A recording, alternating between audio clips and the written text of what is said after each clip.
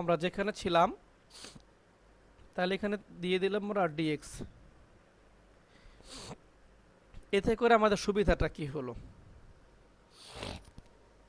এখন তুমি তাকাও, তুমি বলতে পারো যে স্যার এইটা সাইন এক্সের রিপ্লেসমেন্ট হয় কিভাবে। তুমি এইটাকে 2/5 দিয়ে মাল্টিপ্লাই করো, এটাকে -1/5 দিয়ে মাল্টিপ্লাই করো, তারপর এগুলো ক্যালকুলেট করে দেখো, আলটিমেটলি দেখো 2/5 কোসাইন এক্স -2/5 কোসাইন এক্স কেটে যাবে, তাই না? ওকে, এখানে কত থাকবে 4/5 সাইন এক্স, আর এখানে আসবে প্লাসের একটা সাইন এক্স। তুমি যদি ক্যালকুলেট করো দেখবো ফাইনালি সাইন এক্সই পাচ্ছ। বোঝা গেল? জি স্যার। তাহলে এটাকে আমরা গুছিয়ে এইভাবে লিখতে পারি।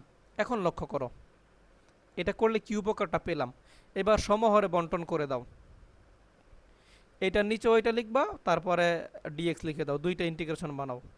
দেখো 2/5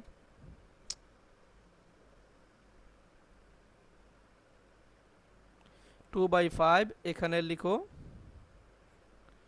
2 sin x plus cos x, এখানে হবে 2 sin x plus cos x, এই তো dx মাইনাস, আবার এটাকে বাইরে বের করে দিও 1/5 ইন্টিগ্রেশন অফ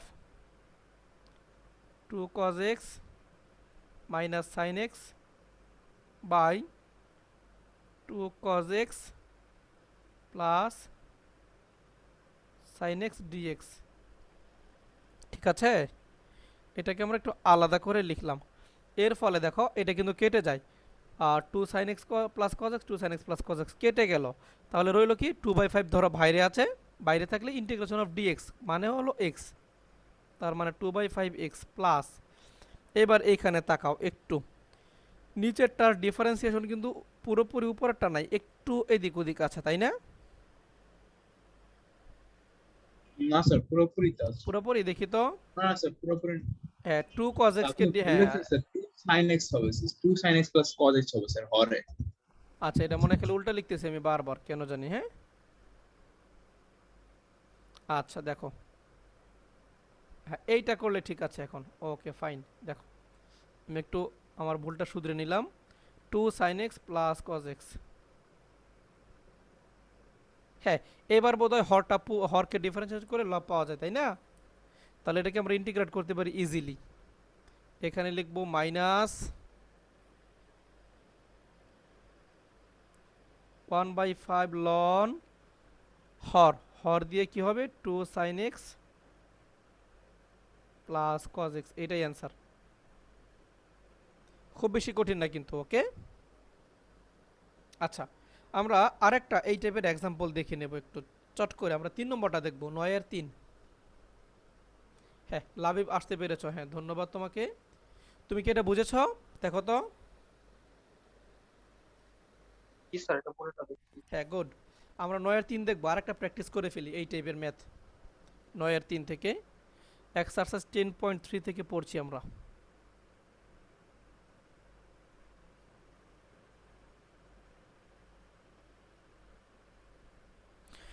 ইন্টিগ্রেশন অফ কি আছে cos x plus 2 sin x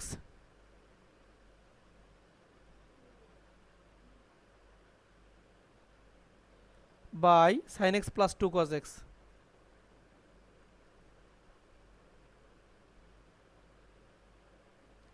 dx। লক্ষ্য করো তুমি এই হরকে ডিফারেন্সিয়েট করলে কিন্তু লবের কিছু অংশ পাওয়া যায় মোটামুটি কাছাকাছি, তাই না? হর লব দেখবা প্রায় একই রকমের মান দিয়ে তৈরি, একটাকে ডিফারেন্সিয়েট করলে একটা পাওয়া যায়। যেমন ধরো আগের এক্সাম্পলটায় যদি যাই, আবার তাকাও, এই যে এখানে এই যে এটা, হ্যাঁ তাহলে 2 sin x, দেখো cos x এর ডিফারেন্সিয়েশন কিন্তু মোটামুটি উপরে আছে, মাইনাসটা যদিও নাই সেটা পরের চিন্তা। আবার দেখো ওইটাই কিন্তু আবার নিচেও আছে, একই রকমের মানগুলো কিন্তু ঘোরাফেরা করছে। এরকম থাকলে আমরা এই প্যাটার্নটা কাজে লাগাবো। তাহলে লবকে আমরা প্রথমে ধরে নেব এখানে, ওকে। আমাদের লব কি আছে, এটাকে শুরুতে আই ধরে নিবা, ইন্টিগ্রেশনটাকে এবার লিখবা ধরি। লব আছে cosine x plus 2 sine x. এখানে এল আর এম এর পরিবর্তে তুমি এবিসিডিও ধরতে পারো, কোনো সমস্যা নাই। তাহলে এল দিয়ে কি লিখতে হয়, হর, মনে আছে? তাহলে এল ইন্টু এখানে হবে sine x plus 2 cos x. এরপরে প্লাস দিয়ে আমরা লিখব এম ইন্টু হরের অন্তরীকরণ। সাইন এক্সকে ডিফারেন্সিয়েশন করলে হবে কজ এক্স, 2 কজ এক্সকে ডিফারেন্সিয়েশন করলে মাইনাস 2 সাইন এক্স। ওকে, দেখো সূত্রটা কত চমৎকারভাবে তৈরি হচ্ছে। এটা দ্বারা কি বোঝাচ্ছে দেখো, এখানে কিন্তু কৌশলটা চলে আসে যে তুমি কখন এই সূত্রটা অ্যাপ্লাই করবা। দেখো লবকে আমরা কিভাবে প্রকাশ করতেছি, একটা ধ্রুবক তার সাথে হর আছে, এরপরে একটা ধ্রুবক তার সাথে হরের অন্তরীকরণ। ওকে, তার মানে বুঝতে হবে এই হরটাকে অন্তরীকরণ করে যেই মানটা পাবো সেই মানের সাথে কিছু একটা যোগ বিয়োগ করলে কিন্তু লব পাওয়া যাবে। বিষয়টা কিন্তু তাই প্রকাশ করছে। ওকে, এই যে হরের অন্তরীকরণ, এটা হরের অন্তরীকরণ, হরের অন্তরীকরণের সাথে কোনোভাবে কিছু একটা যোগ করলে, মানে ধরো লবটাই যদি যোগ করো কোনো একটা সংখ্যা দিয়ে গুণ করে, তার মানে লবটা ফেরত পাওয়া যেতে পারে। বোঝা গেল? এইটাই কিন্তু বোঝা যাচ্ছে। Yes. হ্যাঁ, হরের সাথে তুমি যদি হরের অন্তরীকরণটা যোগ করো উপরের লবটা ফেরত পাবে। তার মানে এইটার বৈশিষ্ট্য কেমন, এটার বৈশিষ্ট্য হচ্ছে এমন, এই হরকে অন্তরীকরণ করলে এই লবের কাছাকাছি একটা মান পাওয়া যাবে। আচ্ছা গেল, এবার ক্যালকুলেট করি আমরা। আবার আগের মতোই ডান পাশে কজ আর সাইন এক্সগুলো এক পাশে নিয়ে আসব। যদি সাইন এক্সগুলোকে আমরা একসাথে নেই তাহলে এখানে আসবে সাইন এক্স, এখানে আসবে একটা মাইনাস 2 সাইন এক্স। আমরা লিখতে পারি তাহলে L minus 2m into sine x, আবার প্লাস দিলা এখানে লিখবা কজ এক্স, তাহলে 2l মাইনা প্লাস এম আর কি, 2l plus m into cos x. এবার আগের মতোই সাইন এক্স ও কজ এক্স এর সহগ সমীকৃত করবা। তাহলে আমরা এখান থেকে লিখতে পারবো যে এল মাইনাস 2m, এটার মান হবে 2, তোমার সাইন এক্স এর সহগ তাই না 2। তুমি চাইলে এখান থেকে সংক্ষেপে এল এর মানটা বের করে ফেলতে পারো, L equal to 2 plus 2m, এটাকে এক নং দিতে পারো। সমাধানটা তুমি যেইভাবে খুশি করবা। এরপরে কজ এক্স এর সহগ সমীকৃত করো, তাহলে আসবে 2l plus m is equal to cos x এর সহগ বাম পাশে হচ্ছে 1, আমরা লিখলাম। এইবার এক নঙ্গে পাওয়া এল এর মানটা বসিয়ে দেই, তাহলে হবে 2 দুগুণে 4, 4 plus 4m plus m is equal two 1। আমরা ফাইনালি পাচ্ছি দেখো 5m is equal to minus 3। তাহলে এখান থেকে বলতে পারি m is equal to minus 3/5। Okay, m এর একটা মান আমরা কিন্তু পেয়ে গেলাম। এইবার দেখো এম এর মানটা যদি আমরা এক নঙ্গে বসাই, এল এর মানটা আমরা পেয়ে যাব।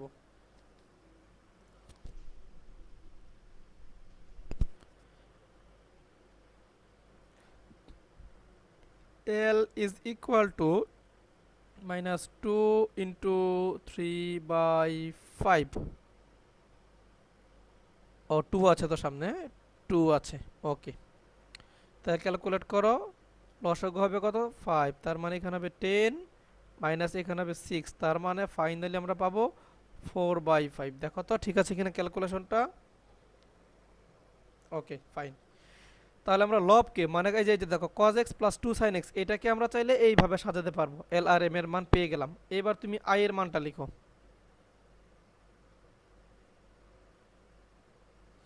এটাকে এখানে নিয়ে আসো।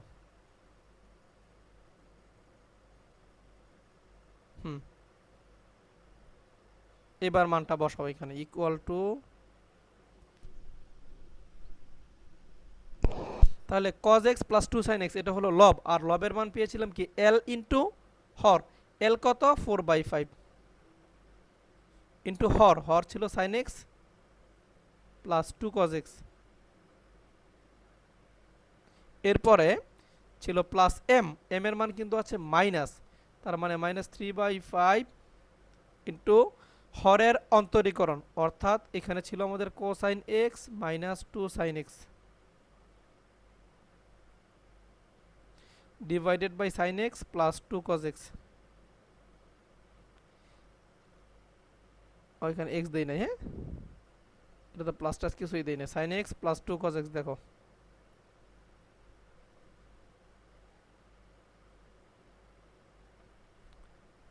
দেখো কৌশলটা কত সুন্দর করে তৈরি। এখন তুমি তাকাও, এখানে কৌশলটা কি ছিল লক্ষ্য করো। এই যে প্রথমে কি ছিল, ল এল দিয়ে হর, তাই না? এল হলো একটা সংখ্যা, এর সাথে হর, আবার এম দিয়ে হরের অন্তরীকরণ। তাহলে যখন আমি এইবার এই লবের নিচে হরটাকে লিখবো, তাকাও ভালো করে, লবের নিচে যখন এই হরটাকে আবার লিখবো, তাহলে ঘটনা কি ঘটবে, এই হর আর হর তো সেম হয়ে গেল। ওকে, এল এর সাথে তো তুমি হরই লিখবা, এটা নির্ঘাত, তুমি হরই লিখবা এল এর সাথে। তাহলে এল যে কোনো সংখ্যা হোক, এই হর হর তো কাটা যাবে নাকি? এরপরে তুমি তাকাও, এম একটা ধ্রুবক হবে, এরপরে এই এই দেখো নিচে থাকবে হর, উপরে হলো কি হরের অন্তরীকরণ। তার মানে কি আমরা বুঝতেই পারছি এটা লন দিয়ে সূত্র হবে। বোঝা গেল কৌশলটা? জি স্যার। এই জন্য আমরা এভাবে সাজিয়েছি কিন্তু, হ্যাঁ বুঝে নিও কেন সাজাচ্ছি এইভাবে। এই যে দেখো কত সুন্দর করে এটা তৈরি হলো। এবার দেখো আমরা যদি এই এটাকে দুইটা ভগ্নাংশ বানাই, প্রথমে এটার নিচে হর লিখি, আবার এটার নিচে হর লিখি, তাহলে এখানে প্রথমে সূত্র হবে দেখো 4/5 বাইরে চলে আসবে, এখানে শুধু থাকবে ডিএক্স। এটা তো কেটেই যাবে, এই যে এল ইন্টু হর, তাহলে নিচেও তো হর আছে, হর হর কেটে যাবে। এরপরে -3/5কে বাইরে দাও, ইন্টিগ্রেশন অফ, দেখো নিচে যা আছে উপরে তার ডিফারেন্সিয়েশন আছে।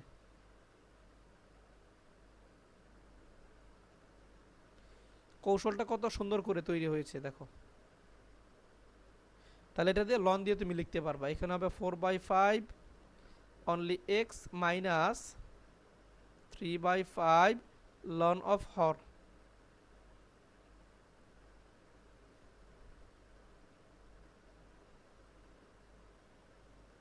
ওকে ফাইন, এটাই অ্যান্সার। ঠিক আছে,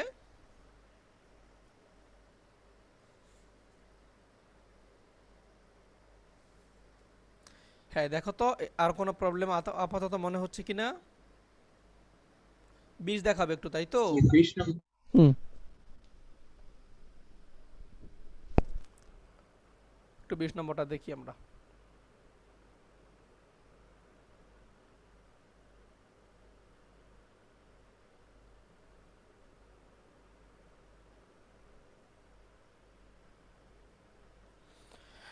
ধরো 20-এর একে একটা দেখি।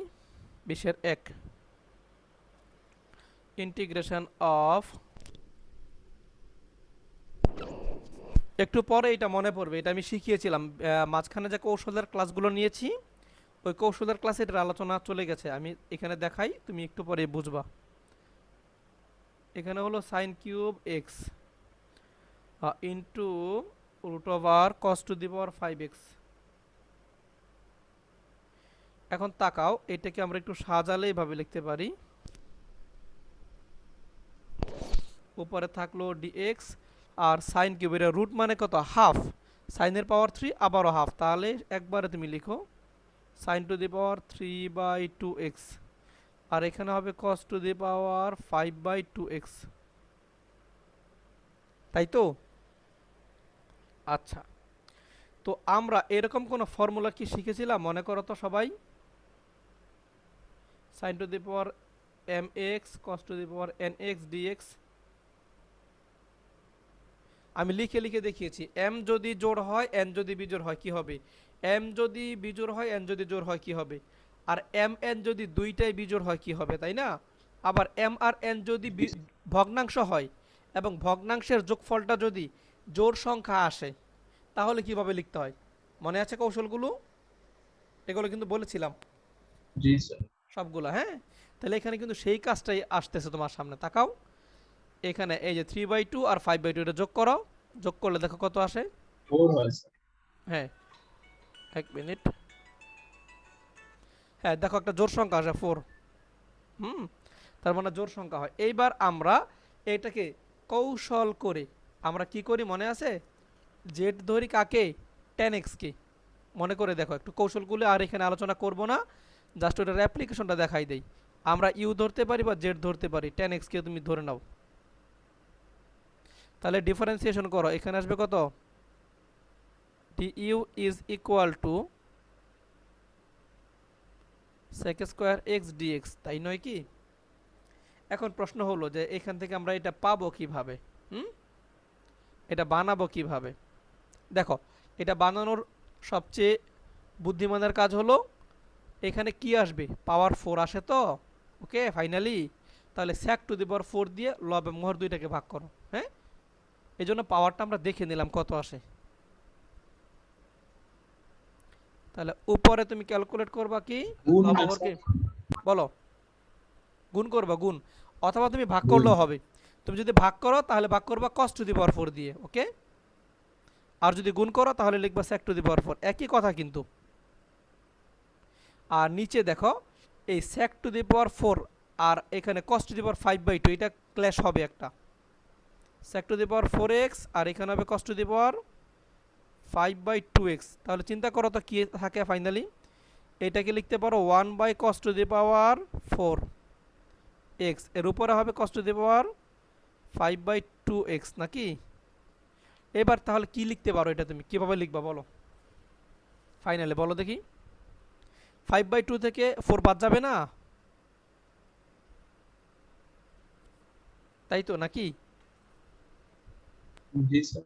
তাহলে ক্যালকুলেট করলে কত পাবো আমরা, মাইনাসের 3/2। তাহলে এটা কি থাকলো, cos এর পাওয়ার মাইনাসের 3/2x। এটাকে আমরা চাইলে কিভাবে লিখতে পারি না, 1/cos two the power 3/2। G sir, তার লিখুন। মানে এই যে দেখো এই অংশটুকু আমরা যখন sec দিয়ে সেকের সাথে যখন cos টু দি পাওয়ার 5/2 এটাকে ক্যালকুলেট করব, তখন পাবো 1/cos টু দি পাওয়ার 3/2, সাথে গুণাকারে থাকবে sin টু দি পাওয়ার 3/2। দেখছো, এই জন্যই তোমাকে বললাম যে এই দুইটার যোগফল কত। দেখো দুইটা পাওয়ার, দেখো প্রথম ঘাত যোগ দ্বিতীয় ঘাত, এই দুইটা যোগ করলে তুমি কত পাও, 504। এখন তোমার যদি বলি যে প্রথমটার পাওয়ার তুমি যদি পেতে চাও কি করবা, 4 থেকে এটা বাদ দিবা, তাই না। দ্বিতীয় পাওয়ার তুমি তাই করছো, কিন্তু দেখো দ্বিতীয়টার পাওয়ার কত 5/2, তুমি কিন্তু 5/2 থেকে 4 বাদ দিচ্ছ। বিষয়টা বোঝাতে পারলাম। তাহলে মানে আরেকটা পাওয়া যাবে, জি স্যার। দুইটা সংখ্যার যোগফল কত 4, একটা সংখ্যা যদি আমি জানি আরেকটা সংখ্যা বের করতে পারবো, সিম্পল। তাহলে আরেকটা সংখ্যা মিলতে হবে কেন, এটা একটা প্রশ্ন, যে স্যার আরেকটা কেন মিলতে হবে, ওই যে না মিললে তো তুমি 10 বানাইতে পারবা না। এখানেও দেখো সাইনের পাওয়ার 3/2, এবার কজের পাওয়ার কি পাইছো 3/2 ভাগ আকারে। তাহলে এটাকে ফাইনালি তুমি লিখে দিবা 10 টু দি পাওয়ার 3/2x। দেখো তো কোনো প্রবলেম আছে কিনা। এটাকে এইভাবে না লিখে না পাওয়ার স্যার। আকারে একবারে লিখো, আরো সুন্দর হয়।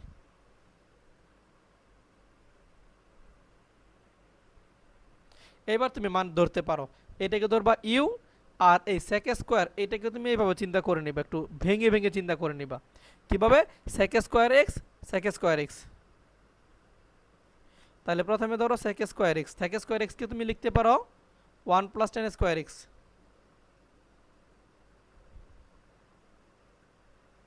আর একটা sec স্কোয়ার এক্স dx তুমি রাইখা দিলা,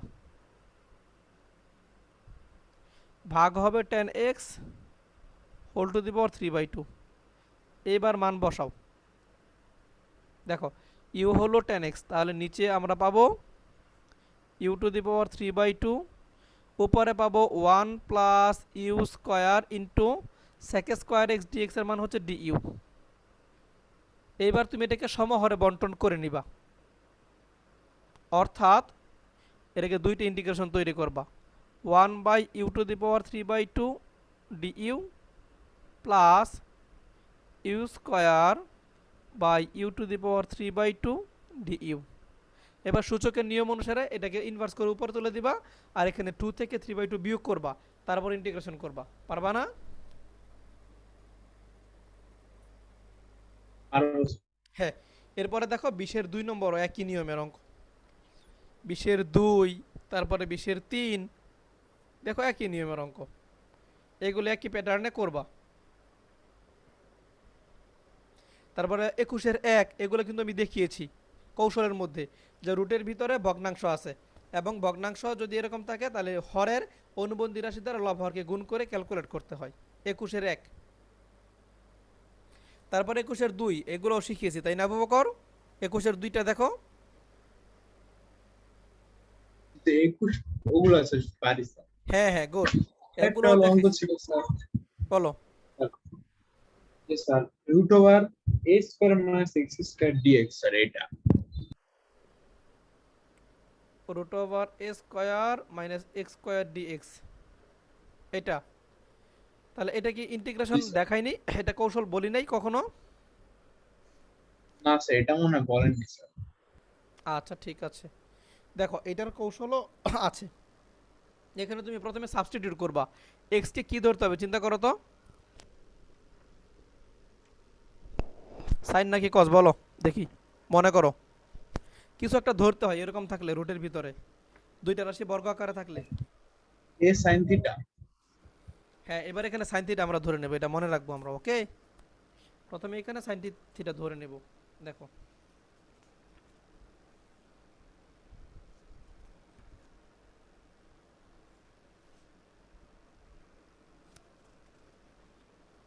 আচ্ছা ঠিক আছে, এইটা কি, হ্যাঁ দেখো আমরা একটু বলি এটা, আমি একটু এগিয়ে দেই। হ্যাঁ, কয়টা বাজে? 9:21 বাজে, ঠিক আছে একটু এগিয়ে দিই তোমাদের। Integration of root over a square minus x square, দেখো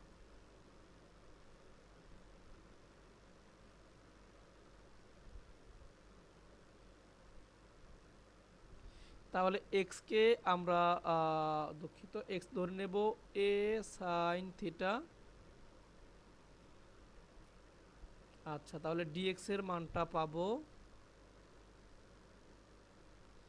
এ কস থিটা ডি থিটা। আচ্ছা, ও ওকে, হুম, রুট ওভার এইখানে তাহলে থাকবে 1 মাইনাস সাইন স্কোয়ার থিটা।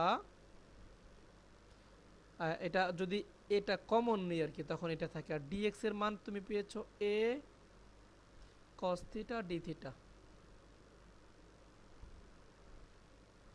ওকে ঠিক আছে, আশা করি। এবার যদি আমরা একটু ক্যালকুলেট করি, এখানে ইন্টিগ্রেশন থাকলো রুটের উপরে, রুটটা এর উপরে থেকে যাবে, এখানে হয়ে যাবে কজ কজ স্কোয়ার থিটা, আর এখানে একটা এ থাকবে। এবার কি মনে হচ্ছে পারা যাবে? দেখো তো,